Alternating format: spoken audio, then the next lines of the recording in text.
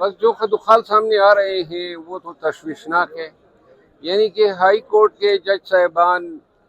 کے تبادلے جو ہے ابھی تو قانون کے مطابق ان کی مرضی کے بغیر نہیں ہو سکتے۔ 27ویں آئینی ترمیم میں یہ سن رہے ہیں کہ اب کسی بھی جج کو ملک کے کسی بھی حصے میں بھیجا جا سکے گا، یعنی کہ جو بھی جج مناسب فیصلے نہیں دے گا یا طاقتور یا مقتدر حلقوں کے مرضی کے مطابق فیصلے نہیں دے گا تو وہ پاکستان کی کسی بھی کونے میں ٹرانسفر ہو سکتا ہے۔ یہ عدلیہ کی آزادی پہ میرا خیال ہے ایک حتمی یلغار ہے، اور میرا خیال ہے رہی صحیح کسر اب یہ 27ویں ترمیم پوری کرے گی۔ عدلیہ کی آزادی جو ہے 26ویں آئینی ترمیم سے کمپرومائز ہوئی، اور 27ویں آئینی ترمیم جو ہے یہ اس کی کلمینیشن ہے۔ پھر یہ بھی سن رہے ہیں کہ آرٹیکل 199 میں جو ہے جو بنیادی انسانی حقوق کے تحفظ کے اختیارات ہیں اس میں بھی کچھ کمی کی جا رہی ہے۔ یہ بھی سن رہے ہیں کہ جو صدر پاکستان کے اختیارات ہیں وہ شاید وزیر اعظم کو منتقل کیے جا رہے ہیں، لیکن اور کیا کیا چیزیں ہیں یہ تو مسودہ دیکھ کے ہی پتہ چلے گا، لیکن یہ کنفرم ہے کہ 27ویں آئینی ترمیم آ رہی ہے۔ اب یہ دیکھنا ہے اس میں زیادہ جو کلیدی رول ہوگا وہ پاکستان پیپل پارٹی کا ہوگا، کیونکہ بہت ساری چیزیں جو ہیں وہ 18ویں آئینی ترمیم میں ہوئی تھی، اور ان ترمیمات کے ذریعے 18ویں آئینی ترمیم متاثر ہوگی، جس کے پروٹیکشن کے لیے زرداری صاحب نے اور بلاول بھٹو صاحب نے بڑی ہی بلند بانگ دعوے کیے تھے،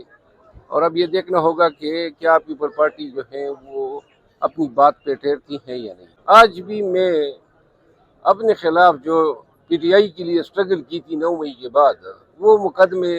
آج لگے ہیں، کوئی 22 مقدمات ہائی کورٹ میں مقرر ہیں، اور مزے کی بات یہ ہے تقریباً 2 سال ہو گئے ہیں میں آ رہا ہوں، اور صوبائی حکومت، اے جی آفس، پولیس یہ حتیٰ کہ جواب تک نہیں جمع کر رہے ہیں، اور کم از کم ایٹ لیسٹ جواب جمع کرنے سے یہ ادراک تو ہوگا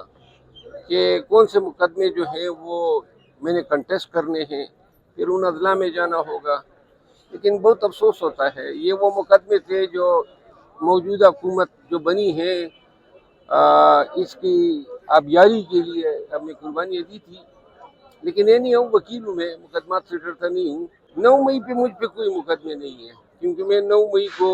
وکیل تھا، اس وقت کوئی ہم نے جلسے جلوس نہیں کیے تھے، یہ جلسے جلوس ہم نے 9 مئی کے بعد کیا۔ اچھی بات ہے، ایک اچھی کاوش ہے یہ۔ خیبر پختونخوا کے عوام جو ہیں اور خیبر پختونخوا کی حکومت دونوں بڑے سٹیک ہولڈر ہیں صوبے میں امن و امان کے حوالے سے، تو لہٰذا یہ جو جرگے سے جو بات چیت کے ذریعے جو